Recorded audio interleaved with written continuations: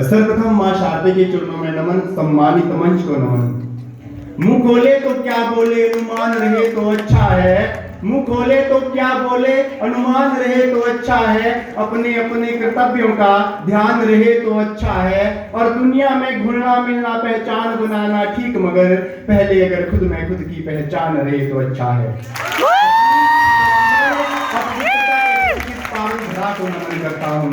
इस धरा की दिव्यमान प्रतिष्ठा, उसमें जन्मी हम सबकी स्नेह, भक्ति, आशा, आस्था एवं शिक्षा के प्रति निष्ठा को नमन करता हूँ।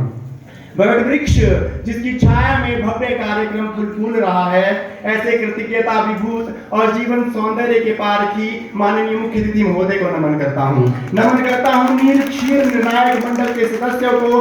अंततः नमन करते हुए नमन करता हूँ उस परम पिता परमेश्वर को जो मुझ में वक्ता, आप में श्रोता बनकर सुन रहा है और इस भवन के, इस सृष्टि के कण कण में विद्यमान है। मुझे चंद पंक्तियों से शुरुआत करता हूँ और फिर विषय की बात करता हूँ। मैं उस देश का नागरिक हूँ जहाँ छत्रपति शिवाजी महाराज और सम्राट अशोक जैसा राजा था। मैं उस देश का नागरिक हूँ जहाँ हर 50 मील पर रूप, पहनावा और मजहब बदल जाता था। मैं उस देश का नागरिक हूँ जहाँ डाल डाल पर सोने की चिड़िया को पाया जाता था। मैं उस देश का नागरिक हूँ जिसे अपने भूगोल से पहले इस ब्रह्मांड का भूगोल समाता था। यह सौंदर्य था मेरे भारत का। यहाँ विश्व के कोने कोने से ज्ञान अर्जन के लिए जन आते थे और महान पर अपनी श्रेष्ठता फैलाते थे। मंचस्थ विद्वत समाज और देश के छंदी हुए जिगर को मरहम लगाने का एकमात्र आशा स्थान। प्यारे साथियों, मुझे बहुत प्रसन्नता है कि मुझे आज ऐसे लोगों के बीच व्याख्यान का अवसर मिला जिस मोड़ पर खड़े हैं जहाँ से उन्हें जीवन संग्राम से में उतरना है। मैं Arun Kumar, Noble College of Education का छात्र, प्रस्तावित विषय विदेशी विश्वविद्यालय परिसरों का भारतीय उच्च शिक्षा पर प्रभाव पर वक्तव्य रखने जा रहा हूँ। महोदय, किसी भी राष्ट्र की नैतिकता का मूल्यांकन उस राष्ट्र की युवा के चरित्र, समर्पण और उनके मन में चल रही विषय के प्रति जागरूकता पर निर्भर करता है। यदि कोई राष्ट्र कहता है कि वो सशक्त एवं समृद्ध है, तो इसका सीधा सीधा तात्पर्य यह होता है कि वहां का प्रत्येक नागरिक उच्च एवं गुणात्मक शिक्षा ग्रहण किए हुए हैं। परंतु महोदय, आज हमारे भारत में एक अंधविश्वास चला है कि विदेशी शिक्षा प्रणाली व्यक्तित्व निर्माण के लिए अनिवार्य है और यही मनोविज्ञान बन चुका है हम सबका।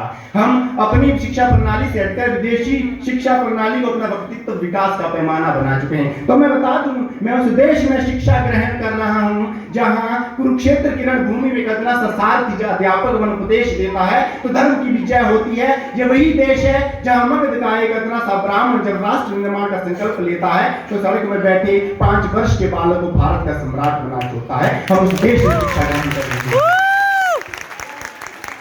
उन्होंने इतिहास के पन्ने इस बात की गवाही देते हैं कि जब 5वीं शताब्दी में विश्व में कहीं भी सार्वजनिक शिक्षा की अवधारणा पर्याप्त नहीं थी, तब भारत के नालंदा में अंतर्राष्ट्रीय नालंदा विश्वविद्यालय जहां 2000 शिक्षक, 10,000 से अधिक छात्र, 90 लाख से अधिक पुस्तकों और 3,000 से अधिक भिक्षु नालंदा को विश्व का सर्वश्रेष्ठ शिक्षा का केंद्र बनाने में लगे हैं। हम उस देश से शिक्षा ग्रहण कर रहे हैं। भारत की शिक्षा व्यवस्था इकलौती ऐसी शिक्षा व्यवस्था है जहां बालकों को ABC की बात में पहले बड़ों गुरुजनों को 5 स्पर्श करना सिखाई देते हैं। हम उस देश से शिक्षा ग्रहण कर रहे हैं और हमारा सौभाग्य है कि हम किस हिंदुस्तान में रह रहे हैं साहब। हम 57 की तलवारों का चमचम करता आलोक बने, हम हल्दी घाटी में राणा की भाले की बोनोक बने, हम गीत बने, संगीत बने, शब्दों के गहरे छंद बने, सिद्धांत शून्य गा दे करके इस सृष्टि का हम प्रारूप बने। महोदय, 1,500 साल पहले आर्यभट्ट ने शून्य दिया और उसी शून्य की तर्ज पर अमेरिका, यूरोप के साइंटिस्टों ने साइबर वर्ल्ड का नाम दिया और हमने 1,500 साल तक क्या किया? हम सिर्फ गाना गाते रह गए। जब जीरो दिया मेरे भारत में, बात कर दी है मोदे, किंतु सत्य है हम विदेशी विश्वविद्यालय परिसरों की चकाचौंध में उलझ गए कि हम उस जीरो से आगे गिनना ही भूल गए। इन देशों ने इस जीरो का प्रयोग करके Facebook, Twitter, Google, YouTube, Instagram चलाए और हमारा युवा उसी इंस्टाग्राम में मेरे दिल ये पुकारे आजा बचपन का प्यार।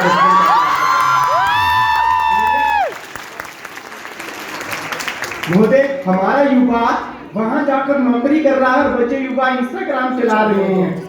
अगर सीधी बात करूं कि विदेशी विश्वविद्यालय का भारतीय उस शिक्षा पर क्या प्रभाव पड़ा है। तो हमने प्राकृतिक सौंदर्य को खत्म कर गगनचुंबी इमारतें बनाई, जहां से छात्र शिक्षा बाद में पूर्ण करता है, पहले अपनी जिंदगी पूर्ण कर बैठता है। महोदय, भारतीय छात्रों में नेतृत्व की भावना तो पहले से थी, परंतु सबको साथ ले जाने की मेरे हृदय तो भीतर तक फट जाता है साहब, जब मैं HPU और JNU का वो मंजर याद करता हूँ।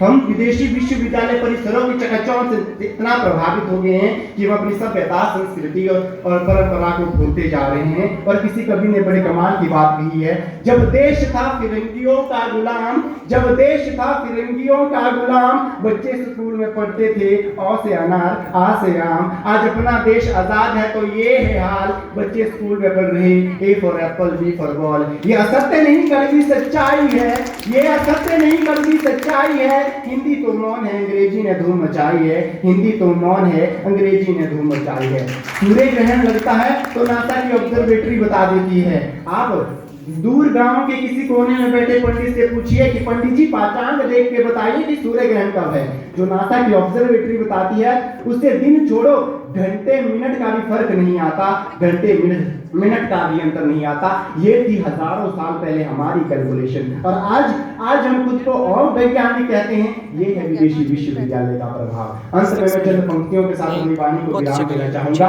कि माझी तेरी कश्ती के तलबदार बहुत है, माझी तेरी कश्ती के तलबदार बहुत है, इस पार कुछ उस पार बहुत है। और जिस शहर में खोली है तूने शीशे की दुकान, उस शहर में पत्थर के खरीदार बहुत है, पत्थर के खरीदार बहुत है।